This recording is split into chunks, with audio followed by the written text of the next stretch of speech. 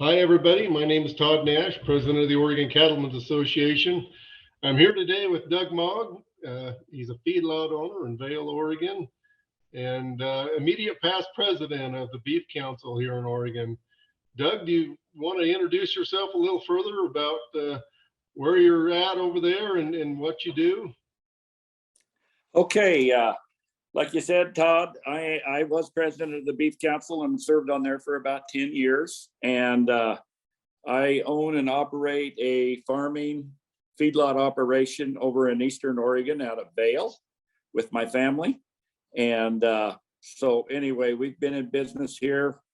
I got out of college in 72 or 3 in there, got married in 74 and worked with my dad for about 8 years. And then he leased me the operation and we've expanded the farming, we've expanded the feedlot. And my kids grew up and after they got out of college, they've joined our operations. And so anyway, we've been pretty fortunate to have the kids come back and help out. And so, no, we've been in here.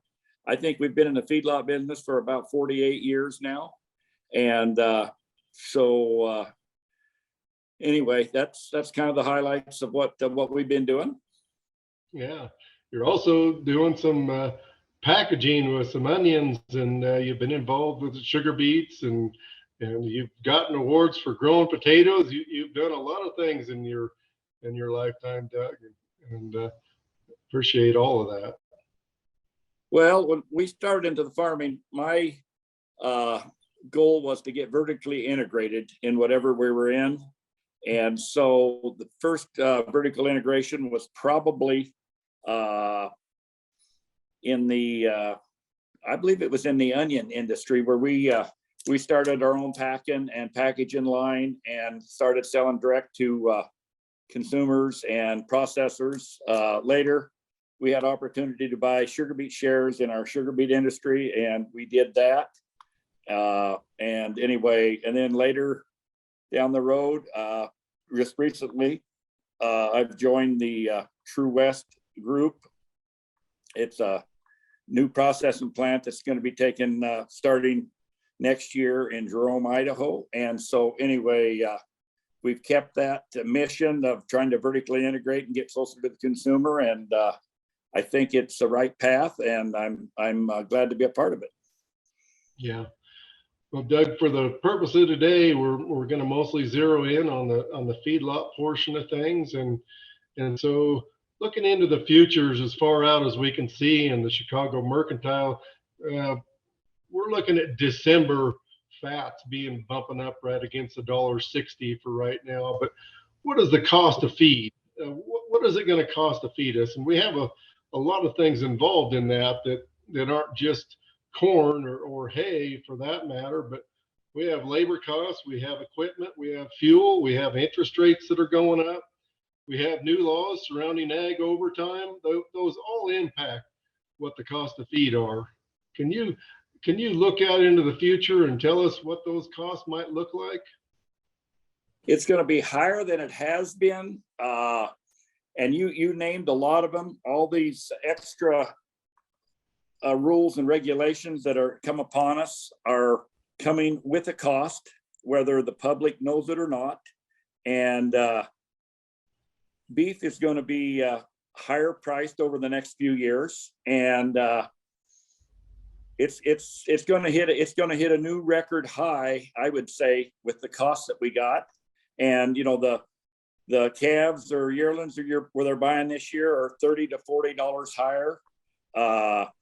The grain costs move up and down, so depending on what the grain does, but these costs are going to be in a new level for some time. The grain prices will go up and down, and so that may alleviate some, but with the fuel costs, labor costs, with the labor situation that we have, and all the we've raised our employees twice this year, trying to be competitive, and all those costs come at a higher cost when the product goes out. And if you don't get the higher cost, you either quit or you do something different. So So anyway, it's coming with a cost, whether people like it or not. And so we got to make the best out of it we can, and hopefully we can continue to make a good product that the people enjoy. And the American people are really fortunate to have good quality beef at a reasonable price so far, but that reasonable price is going to be at a different price just because of all the situation we're in. Yeah. And beyond that, talking to the cow calf guy, if somebody was thinking about feeding cattle, what are you going to be looking at this fall for a custom fed animal? What's the cost of gain realistically going to be here in the Northwest? I would just, it's going to be a ballpark figure. And when you talk about cost of gain, sometimes we finance cattle for people and we haul them for people. And, you put all that stuff in and it'll make the cost of gain 10 to 12 cents higher than what the feed is. And so I'm going to put a range in there from 140 to 160 on these natural cattle. And, that's kind of where I think it'll be. And it depends on, how big the cattle are. 500-600 pounders convert a little better than the bigger ones. But so kind of in a 140 to 160 range is what I would say. Okay. All right. Well, and you've seen some interesting things that have taken place over the last few years, and the players that are out there buying in the video markets. You talked about 44 Farms and Riverbend being major players in some of this now. Can you describe how the dynamics of some of that's changed and who's buying cattle? Well, I started feeding cattle for Painted Hills in the early 2000, late 1998, 1999. And it was just Painted Hills and Country Natural that were kind of the only ones out here. There was Nyman was here and Myers was out in the Midwest a little bit, but on the videos, there was only a few cattle that were, certified as natural. And that amount of cattle has more than tripled or doubled or whatever, because it was a trend that just started, and there's people that want to buy the natural cattle. And so, but all these, that was kind of the start of the programs. And right now we have the Prime Pursuit, the 44 Farms, which is a bull outfit that buys cattle. And, they want, a lot of times they want the Gap 4, or they want the natural, and they want the Black Angus. Then you got the Riverbend people, they sell bulls. They're in the process of featuring their beef through their own packing facility that's going to be coming online in the next year.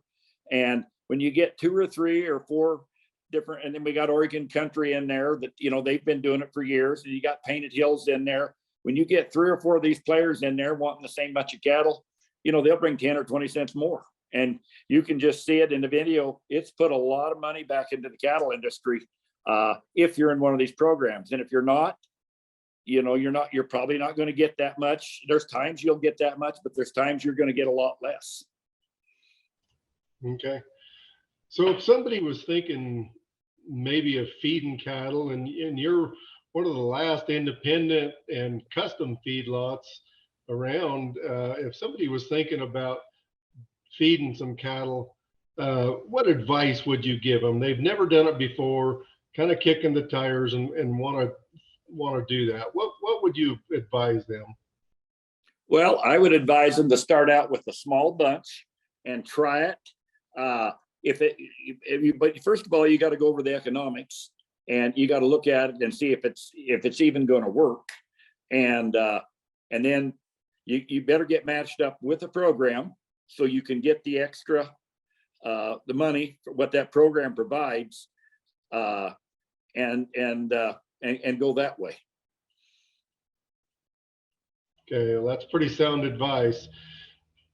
Going back and looking back, some of the mistakes that I made back in 2008, cattle got up to about $1.05. Fat cattle did. I'd never seen that before. I don't think any of us had, and it was pretty good price. And we watched that thing drop off. And gosh, I don't remember how low it ended up getting, but ended up taking a bath on some cattle that year, and And after that, always hedged, even if I had a small amount of cattle there. Can you describe the benefits of hedging and protecting your cattle? Exactly. And that is something that's very important that a guy should be looking at. And if he knows the cost of his animal and we can figure the cost of feed out, there's risk management measures that can be taken to make that a little safer. And that we offer that service.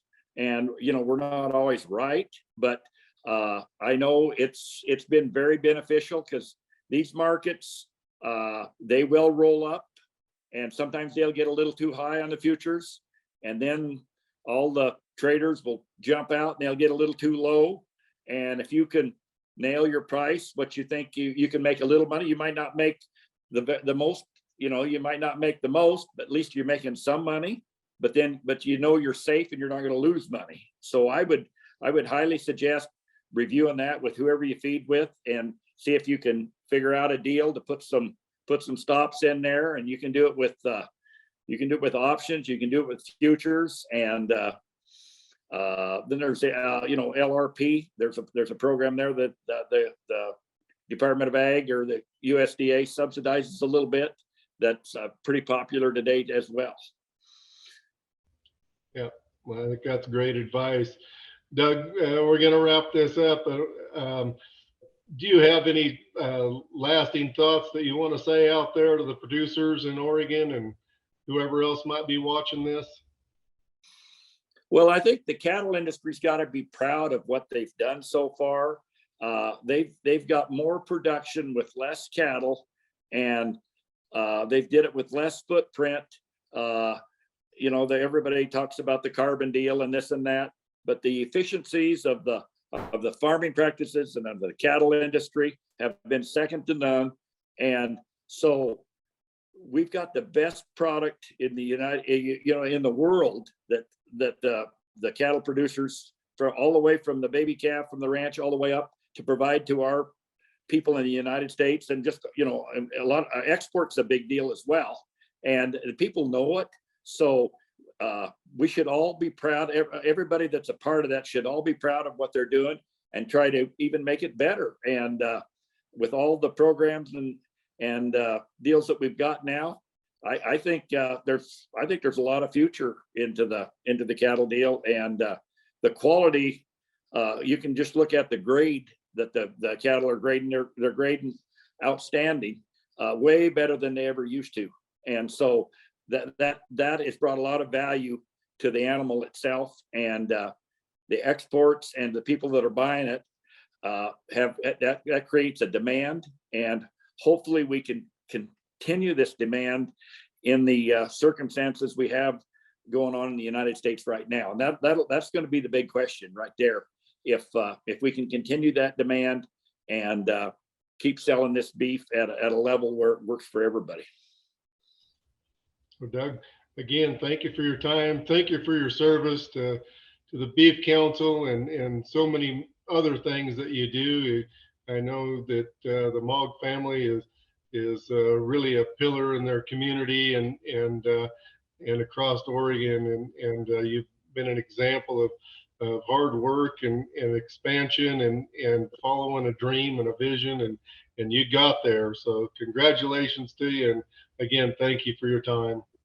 Well, it has been very rewarding. I've been very fortunate that I got to meet a lot of people, very interesting people, very intelligent people that have taught me a lot about business.